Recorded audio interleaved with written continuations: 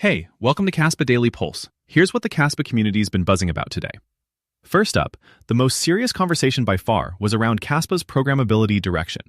A bunch of the sharper voices in the chat were pushing back hard on the idea of forcing more activity down to the UTXO level.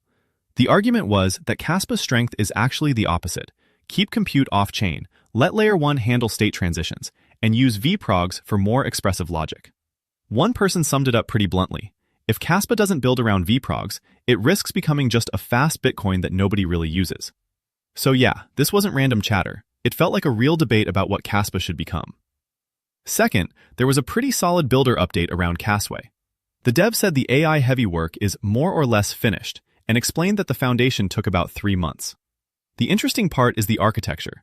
It's now described as local first and open source, with the core idea being no server. Your device basically acts like a small archival node that stores your own transaction history, while payment data itself is not stored there. That sparks some questions around reliability and security, which is exactly the kind of discussion you want to hear when people are actually building. Third, sentiment was very mixed today. You had the usual doom posting, "We are sinking again, Kaspa still alive? It's on life support," and even, "The POW narrative is dead." But underneath that, there was also a more measured read on holder behavior. Some users pointed to 3-month and 6-month inactive supply starting to come down, suggesting shorter-term holders may finally be washing out.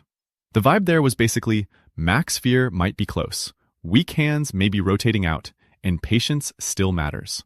So the mood wasn't cleanly bearish or bullish, more like exhausted, but still watching closely.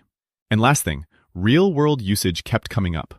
There was talk about Kaspa point of sale, whether it could work in everyday shops. And one person even said they'd paid for groceries with Tangent Pay. The catch?